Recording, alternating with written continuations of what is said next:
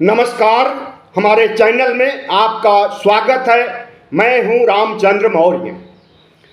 साथियों, अगर आप पहली बार चैनल को देख रहे हैं तो कृपया इसे सब्सक्राइब कर लीजिए और वीडियो अच्छा लगे तो लाइक कीजिए और शेयर भी कीजिए। धन्यवाद। आज हम चर्चा करेंगे एनडीए गठबंधन की, भारतीय जनता पार्टी की अंदरूनी राजनीति की और खास करके उत्तर प्रदेश में किस तरह से एनडीए गठबंधन और भारतीय जनता पार्टी में भगदड़ मची हुई है, किस तरह से एनडीए गठबंधन कमज़ोर हो रहा है और समाजवादी पार्टी पीडीए मजबूत हो रहा है। तो साथियों, भारतीय जनता पार्टी अपने को दुनिया की नंबर 1 पार्टी कहती है, लेकिन वह क्या उत्तर प्रदेश में नंबर 1 रह पाएगी? हमें ऐसा नहीं लगता है वर्तमान माहौल को देखते हुए। प्रधानमंत्री नरेंद्र मोदी और गृह मंत्री अमित शाह जिस तरह से योगी आदित्यनाथ के जरिए उत्तर प्रदेश को हिंदुत्व की प्रयोगशाला बना करके पिछले 2017 से राज कर रहे हैं, क्या यह राज 2027 में बरकरार रह पाएगा? 2027 बहुत दिन नहीं है, सिर्फ 2 साल है। अभी आसन्न चुनाव जो आने वाले हैं वह बिहार का है, जहां पर अक्टूबर नवंबर में चुनाव होंगे और प्रधानमंत्री चाहे भले ही देश पर संकट हो, पहलगाम हत्याकांड जैसे नृशंस हत्याकांड हुआ हो, दौड़ दौड़ करके बिहार जा रहे हैं और चुनाव प्रचार कर रहे हैं हमारे चुनाव जीवी प्रधानमंत्री। तो बिहार जीतने की रस्साकसी चल रही है, इसके बाद बंगाल जीतने की रस्साकसी होगी। 2026 में अप्रैल मई में बंगाल में चुनाव होंगे। ममता बनर्जी तीसरी बार तो वर्तमान में मुख्यमंत्री हैं, क्या 2026 में अपनी कुर्सी बचा पाएंगी? इसका विश्लेषण बाद में होगा, लेकिन आज हम चर्चा करेंगे कि 2026 के तुरंत बाद 2027 आएगा और 2027 के फरवरी मार्च में चुनाव होंगे विधानसभा उत्तर प्रदेश के। और उस उत्तर प्रदेश के चुनाव के लिए उत्तर प्रदेश में राजनीतिक गतिविधियां, सियासी हलचल अभी से तेज हो गई है।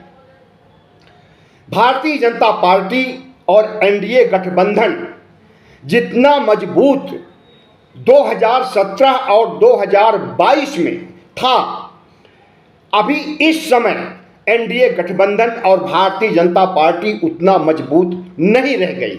इसकी कई वजह हो सकती है।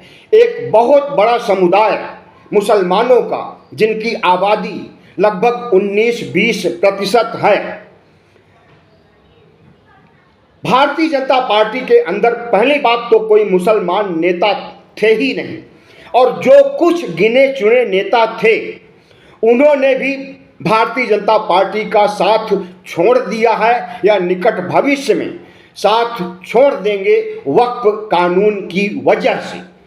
वक्फ कानून भारतीय जनता पार्टी के लिए मुस्लिम वोट को बचाए रखने में कितना प्रभावी साबित होने वाला है, कुछ नहीं कहा जा सकता है। जो पसमानदा मुसलमान भारतीय जनता पार्टी को वोट देते थे, क्या वह भारतीय जनता पार्टी से जुड़े रह पाएंगे?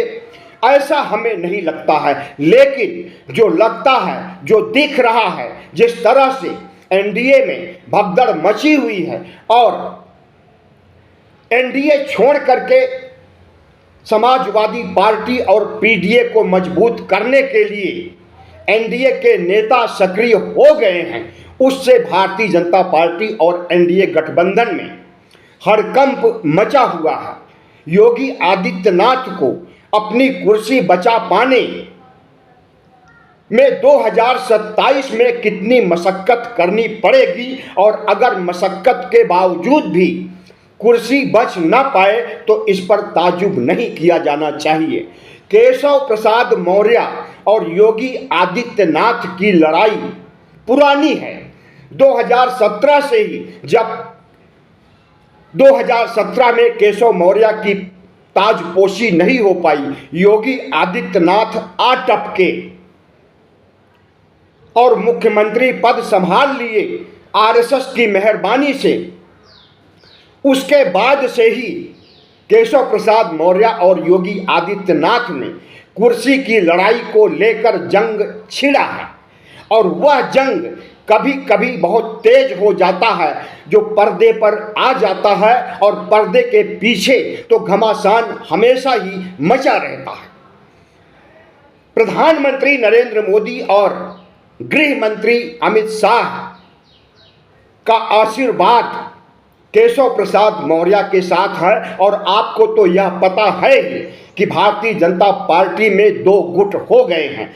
एक गुट का नेतृत्व अमित शाह करते हैं और दूसरे गुट का नेतृत्व योगी आदित्यनाथ करते हैं, जो उत्तर प्रदेश के मुख्यमंत्री हैं।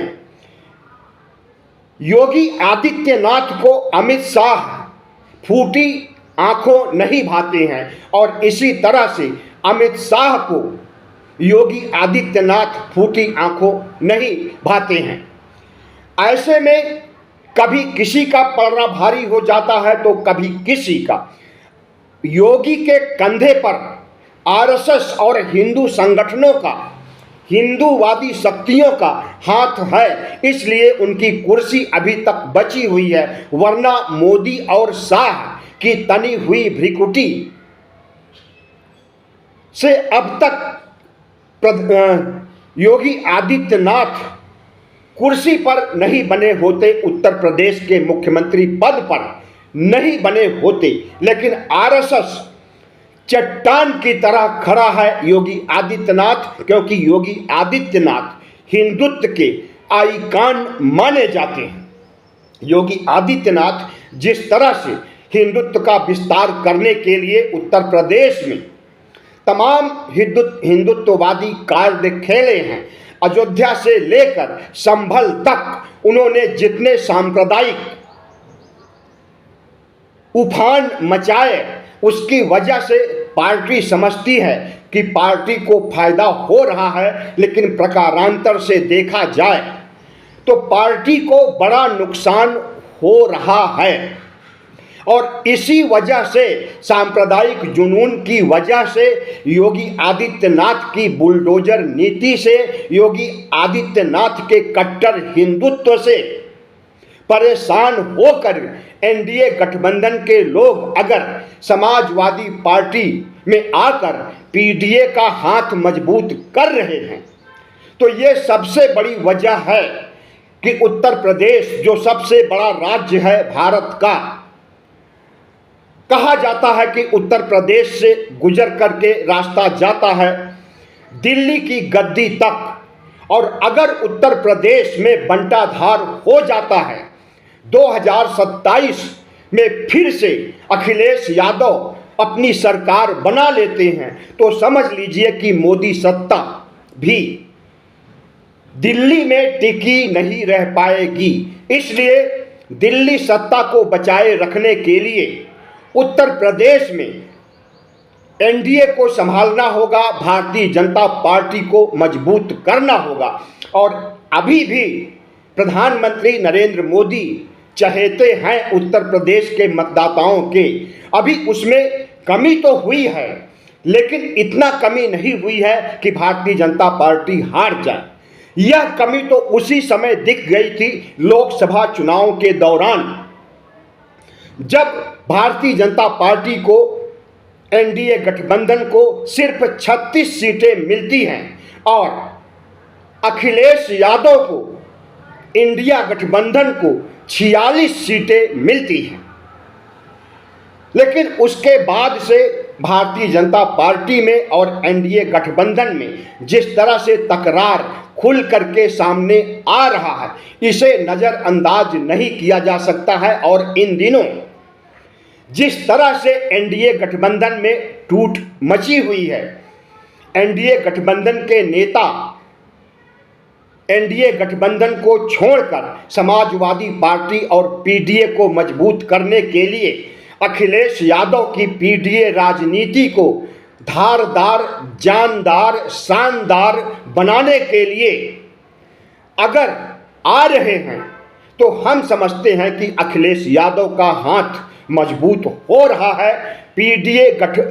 इंडिया गठबंधन और पीडीए समाजवादी पार्टी के अच्छे दिन आ रहे हैं, या यूं कहें कि आ चुके हैं। और एनडीए गठबंधन और भारतीय जनता पार्टी के बुरे दिन शुरू हो गए हैं। अभी हाल ही में ओपी राजभर, जी हाँ, ओम प्रकाश राजभर, जो कि भारतीय जनता पार्टी को समर्थन उत्तर प्रदेश में भी दे रहे हैं और केंद्र में भी दे रहे थे, इन्होंने एनडीए गठबंधन को छोड़कर समाजवादी पार्टी को ज्वाइन कर लिया और समाजवादी पार्टी की सरकार 2027 में बनाने के लिए दृढ़ संकल्प हो गए हैं।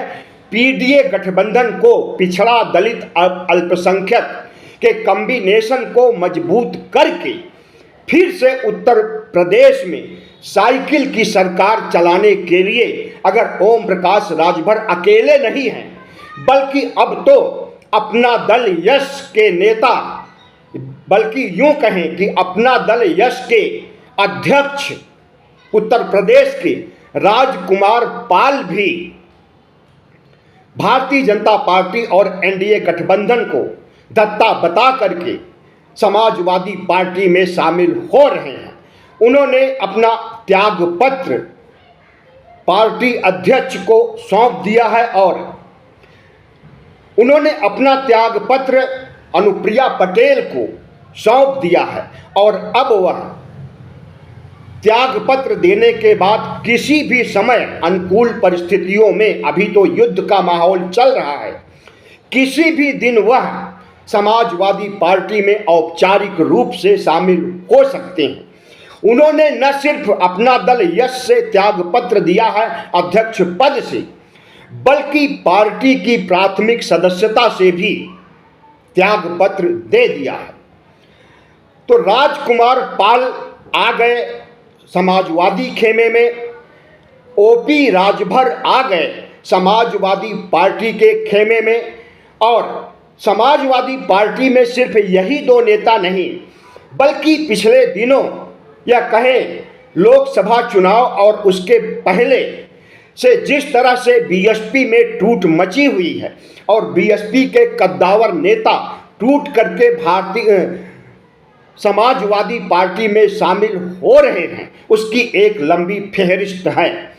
मायावती की पार्टी बहुजन समाज पार्टी सिमट करके छोटी पार्टी हो गई है, जिसका कैडर बेस समाप्त तो हो गया है। और मायावती की जो राजनीति है और जिस तरह से अभी भी वह संजीदा नहीं हुई है पार्टी नेतृत्व को लेकर के, पार्टी को, कैडर को फिर से बनाने, इंफ्रास्ट्रक्चर को सहेजने के लिए मायावती जिस तरह से काम नहीं कर रही हैं, उसकी वजह से पार्टी में जो नेता अभी हैं वह भी टूट करके समाजवादी खेमे के साथ आना चाहते हैं, क्योंकि उन्हें लग रहा है कि समाजवादी पार्टी 2027 में बड़ी जीत हासिल करने जा रही है। और इस जीत के बारे में, मायावती के बारे में सोचा भी नहीं जा सकता, क्योंकि मायावती भारतीय जनता पार्टी की बी टीम के रूप में लंबे अरसे से काम कर रही हैं। और जिन कारणों से वह भारतीय जनता पार्टी के लिए बी टीम का काम कर रही है, वे कारण अभी मौजूद हैं।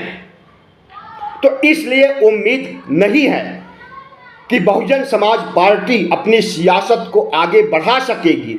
4 बार मुख्यमंत्री रह चुकी मायावती अपनी पार्टी को फिर से खड़ा कर सकेंगी, इसकी उम्मीद कम है, बल्कि इस पार्टी से बचे हुए विधायक, नेता, पूर्व विधायक टूट करके जिस तरह से समाजवादी पार्टी में शामिल हो रहे हैं और अब एनडीए गठबंधन के नेता समाजवादी पार्टी में शामिल हो रहे हैं, इससे यही लगता है कि उत्तर प्रदेश की राजनीति में एक सियासी भूकंप सा आ गया है। और इस भूकंप से क्या भारतीय जनता पार्टी, एनडीए गठबंधन और बहुजन समाजवादी पार्टी बचेगी, कुछ नहीं कहा जा सकता है। यूपी का सियासी माहौल गर्म है। योगी अपनी कुर्सी बचाने के लिए आज भी सक्रिय हैं। मोदी और शाह की फितरत है कि कभी भी उन्हें मौका मिले और आरएसएस का थोड़ा से भी इशारा मिले तो वह योगी आदित्यनाथ को कुर्सी से हटा देंगे, जिसका संकेत आरएसएस भी दे चुका है और मोदी और शाह भी दे चुके हैं। और उसी संकेत के मद्देनजर योगी आदित्यनाथ ने कुछ समय पहले कहा था कि हम अगर यूपी की राजनीति से, मुख्यमंत्री पद से हटाए जाते हैं तो हम दिल्ली का रुख नहीं करेंगे, बल्कि गोरखपुर का रुख करेंगे। गोरखपुर के मठ में फिर से मठाधीश बनना पसंद करेंगे, लेकिन दिल्ली जाना, दिल्ली में सियासत करना हमारे बूते की बात नहीं है। ऐसा योगी आदित्यनाथ पिछले दिनों एक टीवी चैनल को बोल चुके हैं। तो यूपी का घमासान क्या भारतीय जनता पार्टी एनडीए गठबंधन को ले डूबेगा? सिर्फ ओपी राजभर और राजकुमार पाल ही नहीं, एक साल पहले जनता दल एस के नेता श्यामलाल पाल भी, जनता दल मैंने बोल दिया, अपना दल के नेता श्यामलाल पाल भी समाजवादी पार्टी में आ गए हैं एनडीए गठबंधन को छोड़ करके। और वही श्यामलाल पाल आजकल समाजवादी पार्टी उत्तर प्रदेश के अध्यक्ष हैं। राष्ट्रीय अध्यक्ष अखिलेश यादव हैं और प्रदेश अध्यक्ष श्यामलाल पाल हैं। तो जाहिर है कि जो दूसरी पार्टियों से टूट करके आ रहे हैं, उन्हें सम्मान, इज्जत और बड़े पद पार्टी में देने का काम अखिलेश यादव कर रहे हैं, उनका स्वागत कर रहे हैं। तो समाजवादी पार्टी की यह रणनीति है कि भारतीय जनता पार्टी और एनडीए को कमज़ोर करना, बीएसपी को कमज़ोर करना। अगर ये दोनों पार्टियां और एनडीए गठबंधन कमज़ोर होगा तो जाहिर है कि समाजवादी पार्टी मजबूत होगी, पीडीए गठबंधन मजबूत होगा। और इसी मजबूती के लिए अखिलेश यादव किसी को बुला नहीं रहे, कोई लालच नहीं दे रहे हैं, अमित शाह की तरह ऑपरेशन लोटस नहीं चला रहे। इसके बावजूद अगर उनके पास किसी बड़ी पार्टी से टूट करके लोग आ रहे हैं तो यह अखिलेश यादव और पीडीए राजनीति के लिए शुभ विचार हैं, शुभ दिन हैं। और अगर इस मुहिम को अखिलेश यादव आगे बढ़ाते हुए और कांग्रेस को साथ लेकर के, इंडिया गठबंधन को साथ लेकर अपनी राजनीति साधने का काम करेंगे तो हमें लगता है कि 2027 में 10 साल बाद अखिलेश यादव की वापसी फिर से हो जाएगी। बहरहाल 2027 में कैसा सियासी माहौल होगा, पासा पलट भी सकता है और भारतीय जनता पार्टी की सांप्रदायिक राजनीति, भारतीय जनता पार्टी की हिंदुत्व की प्रयोगशाला उत्तर प्रदेश को बनाए जाने और आरएसएस के द्वारा उत्तर प्रदेश सहित पूरे देश में स्वयं सेवकों और प्रचारकों की भीड़ खड़ी करके अपने पक्ष में माहौल बना लेने में महारत हासिल है। इसलिए अभी हम इसका विश्लेषण नहीं कर सकते हैं कि 2027 में क्या होगा। अभी तो गंगा जमुना में बहुत पानी बहना बाकी है। लेकिन आज के माहौल को देखते हुए अगर निष्पक्ष विश्लेषण किया जाए तो हमें लगता है कि पलड़ा पीडीए का समाजवादियों का भारी है। आज महाराणा प्रताप जयंती है और राणा प्रताप जयंती के दिन 9 मई को अखिलेश यादव ने क्षत्रिय समाज को अपने पाले में कर लिया, तो भारतीय जनता पार्टी की परंपरागत राजनीति, भारतीय जनता पार्टी के कैडर बेस वोट, ब्राह्मण क्षत्रिय बनिया के वोट में सेंध लगा दिया है। आज जिस तरह से उन्होंने महाराणा प्रताप जयंती मनाते हुए क्षत्रियों को अपने पाले में किया और उन्हें कहा कि इस समय देश युद्ध के संकट से जूझ रहा है, आसन्न युद्ध कभी भी प्रारंभ हो सकता है, ऐसे माहौल में राजनीति करने के बजाय देश के साथ खड़े होना जरूरी है। उन्होंने महाराणा प्रताप के जन्मदिन पर कोई भी सियासी भाषण नहीं दिया। एनडीए भारतीय जनता पार्टी को हराने या फिर पीडीए को मजबूत करने, 2027 की बिसात बिछाने के बारे में कोई चर्चा नहीं किया, लेकिन इशारों में जता दिया भारतीय जनता पार्टी को कि तुम्हारा जो कोर वोटर हैं क्षत्रिय के रूप में, सवर्णों के रूप में, हम उसमें भी सेंध लगा रहे हैं। भारतीय जनता पार्टी के अंदर भी एक टूट होने वाली है उत्तर प्रदेश में, इसके संकेत मिल रहे हैं और यह टूट बड़ी टूट मानी जाएगी। याद कीजिए ब्रजभूषण शरण सिंह को आजकल पार्टी भारतीय जनता पार्टी में यह उपेक्षित हैं। इन्हें आप किसी सार्वजनिक मंच पर बीजेपी नेताओं के साथ नहीं देख पा रहे होंगे। भारतीय जनता पार्टी के पक्ष में माहौल बनाने और भारतीय जनता पार्टी को जिताने के लिए वह किसी राज्य में नहीं गए जिन राज्यों में चुनाव हुआ। इसकी वजह महिला खिलाड़ियों का शोषण जिस तरह से उन्होंने किया और पार्टी उनके साथ खड़ी रही, तो इस मामले को लेकर भारतीय जनता पार्टी की बड़ी किरकिरी हुई। तो ब्रजभूषण शरण सिंह भारतीय जनता पार्टी को छोड़ रहे हैं या भारतीय जनता पार्टी ब्रजभूषण शरण को से मुक्ति पाना चाहती है। दोनों में कुछ भी हो सकता है, लेकिन खबर पुख्ता है कि ब्रजभूषण शरण सिंह भारतीय जनता पार्टी को छोड़ करके समाजवादी खेमे में आने वाले हैं निकट भविष्य में। समय बताएगा कि ब्रजभूषण शरण सिंह आ पाएंगे या नहीं आ पाएंगे, या फिर मोदी शाह और भागवत की तिकड़ी उन्हें आने नहीं देगी। और अगर नहीं भी आते हैं ब्रजभूषण शरण सिंह, क्योंकि यह एक ऐसा नाम है जो बहुत बदनाम हो चुका है और समाजवादी पार्टी पीडीए गठबंधन में आने पर ब्रजभूषण शरण से कोई बड़ी उम्मीद नहीं की जा सकती है पीडीए राजनीति को लेकर के, क्योंकि ये सवर्ण हैं और सवर्ण जो भारतीय जनता पार्टी के बड़े नेता रहे हैं, इनकी पृष्ठभूमि भी एक आपराधिक नेता के रूप में चिन्हित की जाती है उत्तर प्रदेश के राजनीति में।